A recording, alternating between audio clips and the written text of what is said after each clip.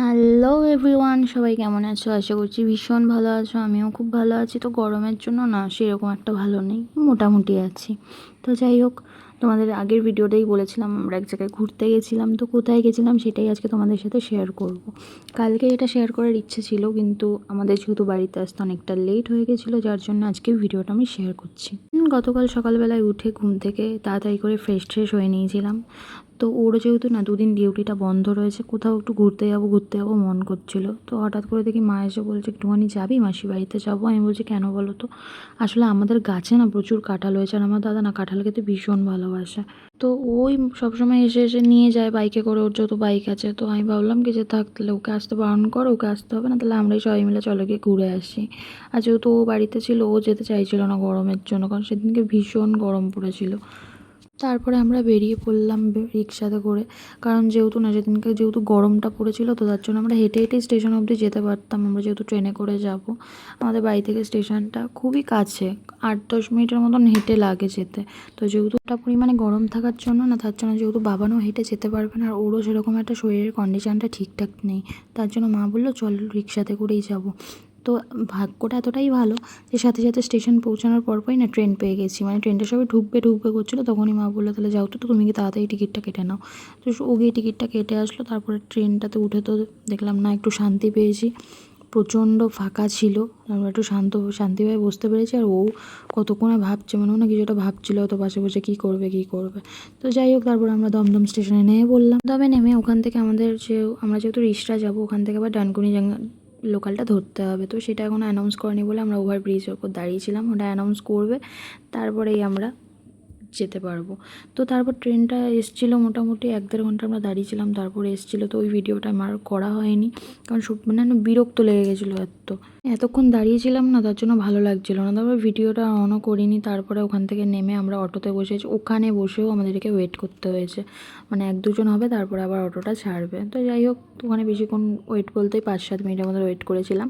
তারপরে মাসি বাড়িতে চলে এসেছি। মাসি তো বাইরেই দাঁড়িয়ে রয়েছে, আর মায়ের মুখে তো হাসি ফুটে গেছে, বোনের বাড়িতে এসছে বলে কথা। তারপরে ওখানে গিয়ে আমি একটু চা খেয়ে নিয়েছিলাম। মাও ওখানে বসে চা খাচ্ছিল। তারপরে ও একটু এখানে এসে না শুয়ে পড়েছে। বলছে আমার না শরীরটা একদম ভালো লাগছে না। আমি তো বুঝতে পারছি যে কীরকম লাগতে পারে, আর ওর যেহেতু শরীরের কন্ডিশনটা একটুখানি উইক ছিল বলে, তার জন্য ওর আরোই ভালো লাগছিল না। তারপরে যাই হোক, সবাই মিলে অনেক গল্প আড্ডা মজা হলো। ওইটুকু টাইমের জন্য গিয়েও না আমি মাসির বাড়িতে গিয়ে খুব মজা করি। তারপরে আমার দাদার ছেলেটা ছিল, আমার মেয়েও বেশ মজা পেয়েছে। দুজনে মিলে একসাথে খুব খেলাধুলা করলো, খাওয়া দাওয়া গল্প গুজব সবই হলো। হয়ে দেন এখন বাড়ি যাওয়ার পালা। তোমরা দেখে আশা করি বুঝতেই পারছো, একদম অন্ধকার হয়ে গেছে, প্রায় 7:30-8টা বেজে গেছিলো আমাদের ওখান থেকে বেরোতে। আসলে কি বলো তো, ভাবি কি যে হয়তো তাড়াতাড়ি চলে আসবো, কিন্তু হয়ে ওঠে না। অনেক দিন পর আসে, সবারই অনেক কথা, অনেক কিছু জমে থাকে। তো তারপর ওখান থেকে আবার অটো, মানে তোমরা বুঝতে পারছো যে কীরকম আমাদের, মানে ওখানে যেতে কীরকম কষ্টটা হয়েছে সেদিনকে। মানে একটার পর একটা আমরা চেঞ্জ করেই যাচ্ছি। আর তারপরে হচ্ছে বাবান তো সমানে বলে যাচ্ছে, মা আমার না আর ভালো লাগছে না। বড়োদেরই ভালো লাগছে না, তো ওর কী করে, তো বাচ্চা মানুষ। আমি বলছি দাঁড়া বাবান, এক্ষুনি চলে যাবো। দেন তারপর টুকটুক করে যাই হোক যেতে যেতে এখন আমরা স্টেশনের দিকে যাচ্ছি। মানে ট্রেন ধরবো না আর, কারণ মাও বলেছে না ট্রেনে করে আমি আর যাবো না। মানে ট্রেনে এসে আমাদের হাল খারাপ হয়ে গেছে। তো স্টেশনের কাছে চলে এসেছি। এখানে না একটা খুব সুন্দর, মানে বড় মিষ্টির দোকান আছে, ওই দেখো দোকানটা। তো যাই হোক, পুরোটা নিতে পারিনি। এত সুন্দর টেস্ট, আর ওখানে রাবড়িটা খেতে না ভীষণ সুন্দর। যখনই আগে ওখানে আসতাম ওটা আমি খেতামই। আর যেহেতু আজকে দাদা বাড়িতে ছিল না, একটু কাজের জন্য থাকতে পারেনি, নাহলে দাদা থাকলে আমাকে ওটা ঠিক খাওয়াতো। তারপর ওখান থেকে আমরা ফেরিঘাটের এখানে পৌঁছে গেছিলাম। সাথে সাথে এসে দেখছি লঞ্চ রয়েছে দাঁড়িয়ে। তো ওখানেও বেশি লেট করতে আমাদের হয়নি। তারপরে ওখান থেকে এসে আমরা প্রায় সোদপুর স্টেশনের দিকে যাবো বলে আমরা দাঁড়িয়ে রয়েছি। তো তারপরে একটা রিক্সা পেলাম, ওই রিক্সাতে উঠে পড়লাম ঝপ করে। আমি বলছি তাড়াতাড়ি চলো মা, আর দাঁড়িয়ে থেকে লাভ নেই। এখন শুধু ভাবছিলাম না কতক্ষণে বাড়িতে গিয়ে ড্রেস চেঞ্জ করে একটুখানি টান হয়ে শোবো। বিশ্বাস করো, মানে আর ভালো লাগছিলো না হাঁটাচলা করতে। তো তারপরে আমাকে আমার হাজব্যান্ড জিজ্ঞাসা করছিলো কি যে কোথা থেকে যাবো এখান থেকে। মানে ও যেহেতু বেশি তো আসে না এদিকটায়, মানে আমার মাসির বাড়ি এইভাবে ও যায়নি, ট্রেনে করে যে গেছে ওই দিকটাও চেনে, এদিকটা যায়নি। সেটাই আমি ওকে বলছিলাম যে এইভাবে যেতে হবে। তারপর ওখান থেকে সোদপুর স্টেশনে গিয়ে আবার ওই পারে গেলাম, ওই পারে গিয়ে অটো ধরে এখন প্রায় বাড়ির দিকে রওনা হচ্ছে।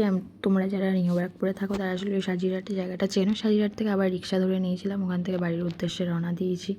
তো রিক্সা থেকে নেমে এবার হাঁটা শুরু করেছি। একটু দোকান থেকে কিছু জিনিস নেওয়ার ছিল, সেটাই মা আমাকে বলছিল।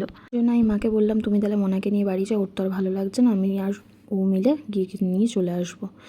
তারপরে যাই হোক হাঁটতে হাঁটতে মানে রিক্সা থেকে নেমে আমাদের 2-3 মিনিট হাঁটতে হয়।